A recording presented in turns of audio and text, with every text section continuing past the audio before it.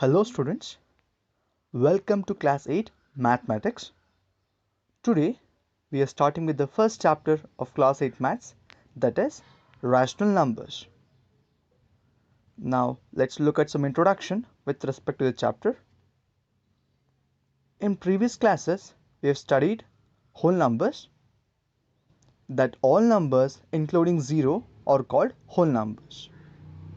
We've also studied about natural numbers, that is all numbers leaving out 0 are called as natural numbers. We also studied about integers, which consists of both positive and negative numbers including 0. So the counting numbers except 0 are called as natural numbers. The counting numbers including 0 are called as whole numbers. And the integers containing both positive and negative numbers along with 0, that's what integers. So after learning natural numbers, whole numbers and integers, we're gonna learn rational numbers in this chapter. Now let's begin with a simple definition of rational numbers. Any number which can be expressed in the form of p by q is a rational number. From the term p by q, it can be stated that rational number is a fraction. So a number that can be expressed in the form of p by q is called a rational number.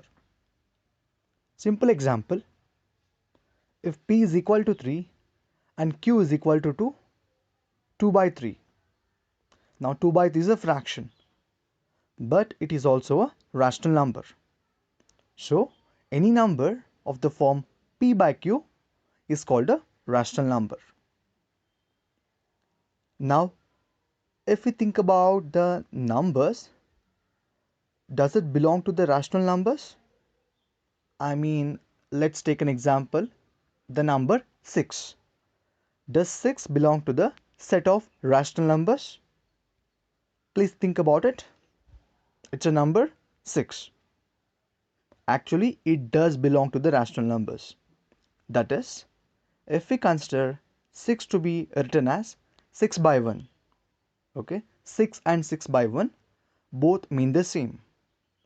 In this case, for 6 by 1, it's a fraction, and p is equal to 6 and q is equal to 1. And hence, 6 can also be considered as a rational number. Till now, we saw the examples of positive rational numbers.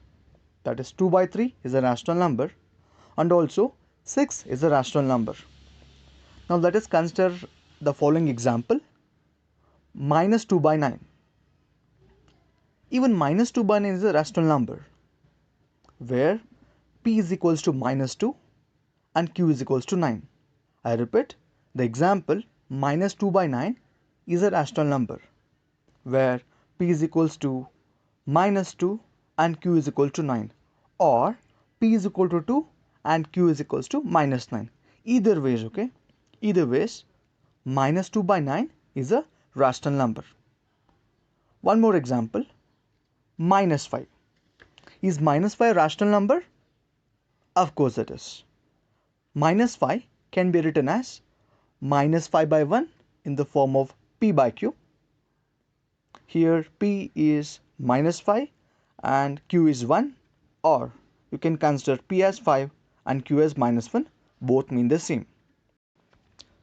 Now let us once again recall the definition of rational numbers. A number which can be expressed in the form of p by q is called a rational number. And the rational numbers we are learning about can be positive as well as negative. Hence, rational numbers include both positive and negative fractions of the form p by q. But there is an important condition we have to remember with respect to rational numbers. That is, we already learned that the numbers of the form p by q is a rational number, but here q will never be equal to 0.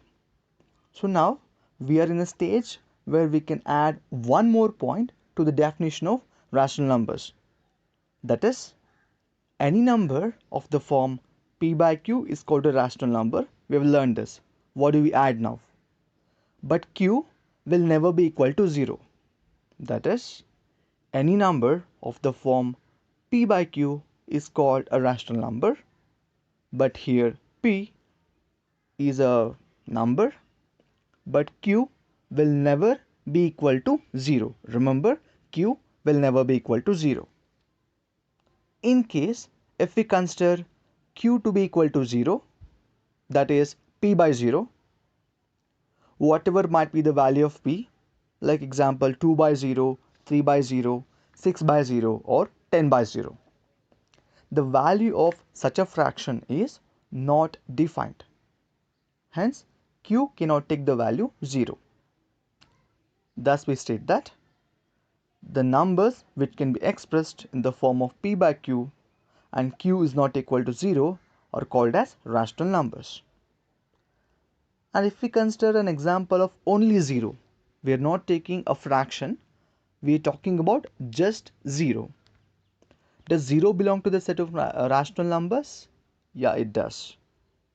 So 0 itself is belonging to the set of rational numbers, whereas if we have examples of 2 by 0, 3 by 0 or 4 by 0, they do not belong to rational numbers. So please remember, 0 belongs to the set of rational numbers. Now this was all about some introduction with respect to rational numbers. Let's now move on to the next topic. Our next topic of discussion is properties, that is, properties of rational numbers. In this topic, we will talk about properties one by one which are applicable to rational numbers. And please remember, whatever the properties we learn, those properties will be learned in terms of 4 basic mathematical operations, that is addition, subtraction, multiplication and division. First property we're going to learn is closure property of rational numbers. If we consider the example 6 plus 2, the sum will be 8. Here 6 was a number, 2 was also a number, that is 6 was a natural number and 2 was a natural number.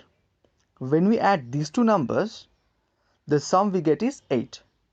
So the sum 8 is also natural number, which means to say that by adding two natural numbers 6 plus 2, we get 8, which is also a natural number. So now, under the closure property for rational numbers, we're going to check out if we consider two rational numbers, say A and B, and perform the mathematical operations between to get the answer C. If this answer C also belongs to the set of rational numbers, then the closure property holds good. If C do not belong to the set of rational numbers, the closure property do not hold good. It is not closed or it is closed is what we're going to conclude. Now let us consider the closure property with respect to addition of two rational numbers. Please remember that a number which can be expressed in the form of P by Q is a rational number where P and Q are integers and Q will never be equal to 0. To understand the closure property for addition of rational numbers, let us consider the following example. First example is addition of 3 by 8 and minus 5 by 7. Here both 3 by 8 and minus 5 by 7 are rational numbers. Now, how do we solve the addition of 3 by 8 and minus 5 by 7? First, let's take the LCM, that is lowest common multiple, for the denominators and solve for the numerators with the same LCM.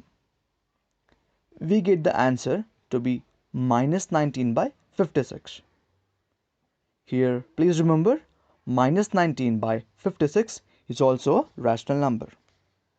Hence, by the addition of two rational numbers, minus 3 by 8 and minus 5 by 7, we get one more rational number, minus 19 by 56. So, minus 19 by 56 is also a rational number. Now, let us consider the second example. The addition of two rational numbers minus 3 by 8 and minus 4 by 5. To add minus 3 by 8 and minus 4 by 5, first please consider the LCM of denominators, that is 40. Solve the numerators with the same LCM. So the final answer we get by solving the addition of minus 3 by 8 and minus 4 by 5 is minus 47 by 40. From these examples, we've learned that by adding two rational numbers, we always obtain a rational number once again. Hence, we state that rational numbers are closed under addition. That is, for two rational numbers, say A and B, A plus B is also a rational number.